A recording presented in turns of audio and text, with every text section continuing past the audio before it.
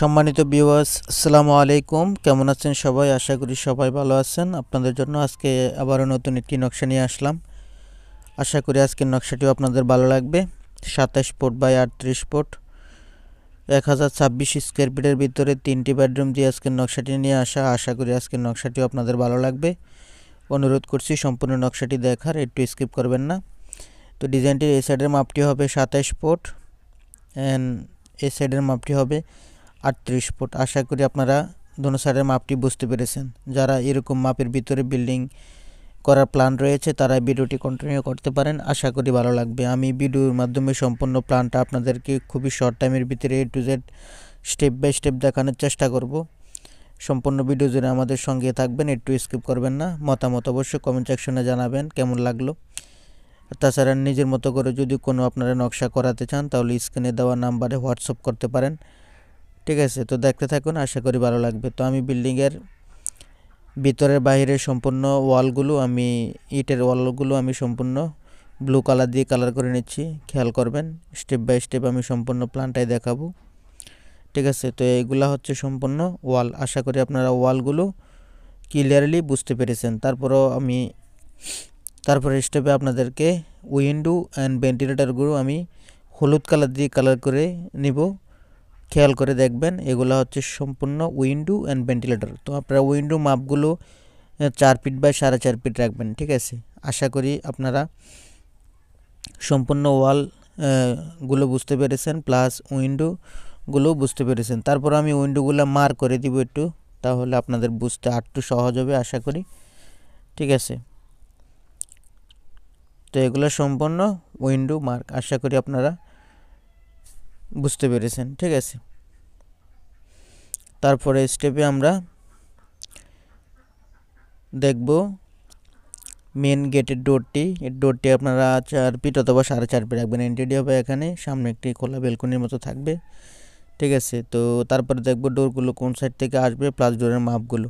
তো বেডরুমের ডোরগুলো আপনারা 3 ফুট করে রাখবেন। টয়লেট অ্যান্ড কিচেনের ডোরগুলো 2.5 ফুট করে রাখলেই হবে। আশা করি আপনারা ডোরের সাবজেক্টটিও বুঝতে পেরেছেন। ঠিক আছে, তারপরে স্টেপে আমরা দেখব কলম চিহ্নগুলো কোথায় কোথায় কলমগুলো বসবে, একটু খেয়াল করে কলম চিহ্নগুলো দেখে নেবেন। কলম বেসগুলি আপনারা 4 ফিট বাই 4 ফিট রাখলেই হবে যদি আপনারা একতলা অথবা দোতলা বিল্ডিং করেন। ঠিক আছে, আর যদি আরও বাড়ে তাহলে এটার বেসের মাপটিও বাড়বে। আশা করি আপনারা কলম চিহ্নগুলো বুঝতে পেরেছেন। তারপর আপনাদের বুঝার সাথে আমি কলম চিহ্নগুলো একটু স্পষ্ট করে দিচ্ছি হলুদ কালার দিয়ে, তাহলে বুঝতে আপনাদের কোনো রকম সমস্যা হবে না আশা করি। ঠিক আছে, তারপরে স্টেপে আমরা রুমগুলো প্লাস রুমের মাপগুলো বের করে নেওয়ার চেষ্টা করব। ঠিক আছে, তো ফার্স্টে আমাদের বেডরুমের মাপটি দেখে নিব। এটার মাপটি হবে 12 ফুট 5 ইঞ্চি বাই 11 ফুট। তারপরে সেকেন্ড বেডরুমের মাপটিও আমরা দেখে নিব। এটার মাপটি হবে 12 ফুট 4 ইঞ্চি বাই 11 ফুট। আশা করি আপনারা দুটোটা বেডরুমের মাপ বুঝতে পেরেছেন। তারপরে একটি মাত্র কমন টয়লেট হবে, এটার মাপটি হবে 7 ফুট বাই 5 ফুট। আশা করি বুঝতে পেরেছেন। তারপরে দেখব কিচেন রুমের মাপটি আমরা দেখে নেব। তো ডিজাইনটিতে যদি রুম আপনাদের কাছে ছোট অথবা বড় মনে হয় তাহলে সেম ডিজাইনটাই বড় ছোট করতে পারবেন। ঠিক আছে, তো কিচেনের মাপটি হবে 8 ফুট বাই 7 ফুট। তারপরে সেন্টারে আমরা ডাইনিং অ্যান্ড ড্রয়িংটি আমরা সাজিয়ে নেব। তো এই প্লেসটা সম্পূর্ণ ওপেন থাকবে। এটার মাপটি হবে সিঁড়ির নিচ থেকে এই সাইডে 9 ফুট 10 ইঞ্চি এন্ড এটা পুরোটা ওই সাইডের মাপটা হবে।